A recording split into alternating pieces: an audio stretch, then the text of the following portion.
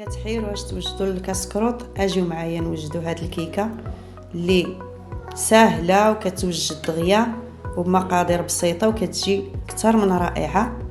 كتجي عاليه بمقادير بسيطه. بغيتوا تعرفوا على المقادير وطريقه التحضير، ما عليكم غير تكملوا الفيديو من الاول حتى الاخر، وان شاء الله غادي يعجبكم وغادي تجاوبونا بالتعاليق الزوينه ديالكم اللي كتفرحنا.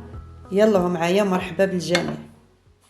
بسم الله وعلى بركه الله. غادي نحتاج هنا 4 البيضات كما كتشوفوا، كاس ديال سنيده مع مرش،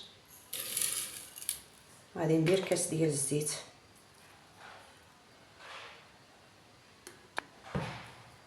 غادي نطحن هاد البيض السنيده والزيت، وغادي نرجع معكم ان شاء الله نكملوا التوابل الاخرى. السنيده والبيض والزيت حتى كيولي لنا اللون ديالو هكا كريمي.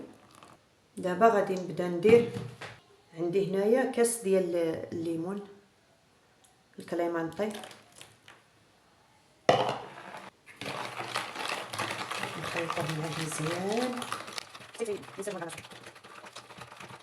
انا هاد الكيكه دايره هذا الكريمانطي دابا نقول لها كتجي زوين، كتجي واحد النكهه رائعه. بعد علاش ولا خصنا نعطيو الفرصه ديال اي ديسير ولا فاكهه ولا نديرو بها الكيكات اللي بغينا باش لا. هاد القشره هادي ديال الكليمانطي كما كتشوفوا، هادي غادي نشدها ونحك لها غير داك الصفراء، كتعطي واحد النكهه زوينه بزاف.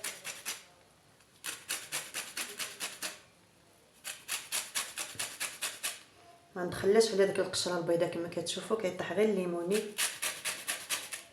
باش ما كتجيش مره.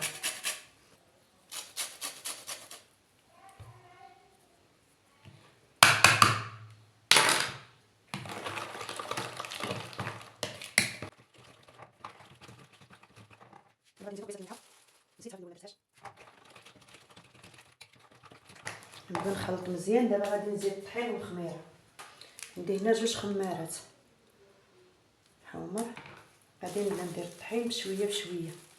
عندي هنايا 4 ديال الطحين، انا ما عرفتش نحسب الغرام، نقول الغرامات ولا شي حاجه، كنحسب بالرابعه. رابعه فيها 2 كيسان ديال العنبه. غادي نضيف شويه بشويه بشويه حتى نخلط ونشوف.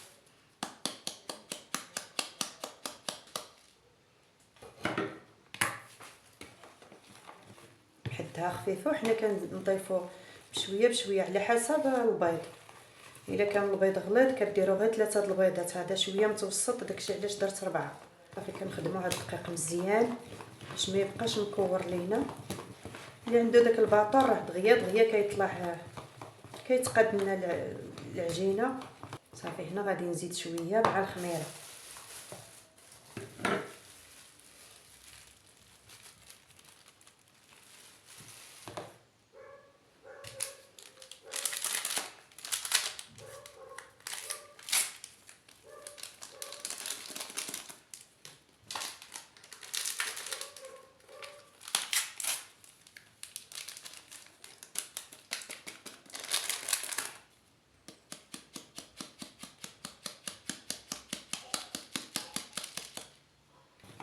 كنزيد الطحين، كنزيد دفوعات، لحقاش راه كاين الطحين اللي كيتشرب ما كتكمليش رابعه في الكيكه. هادشي علاش كندير بشويه بشويه. غادي نكمل هاد شويه هذا.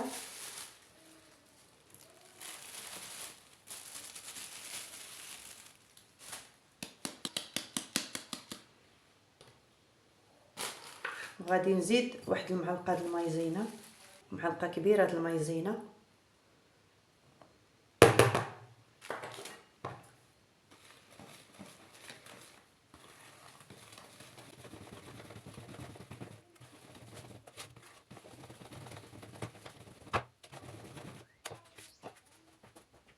وغادي نزيد واحد 4 الكاس ديال الماء.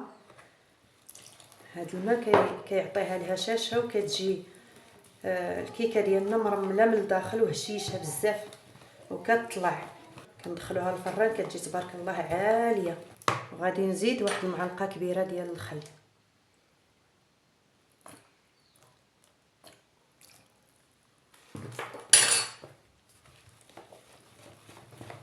صافي هنايا غادي ندوز نخويها في المول، وكنديرها في الفران بارد كنقلل عليها العافيه حتى كتولي قليله بزاف هي شميعه، وكنخليها ساعه المكانه حتى كنشم الريحه ديالها ديال المسكوته. عاد كنطفي عليها الفران باش ما حلينا عليها الفران وهي ما طالعاش راه كتولي كتطفص صافي. وهذا هو القوام ديالها.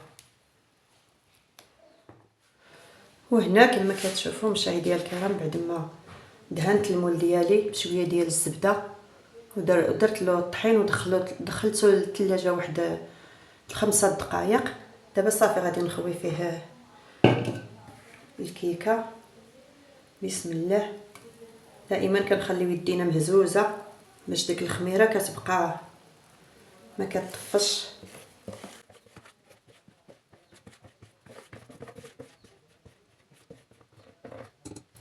وصافي هنايا غادي نشدها وغادي ندخل العافيه ندخلها للفران على عافيه مهيله. ايوا تبعوا معايا الفيديو ان شاء الله بعد ما طيب غادي نرجع معكم.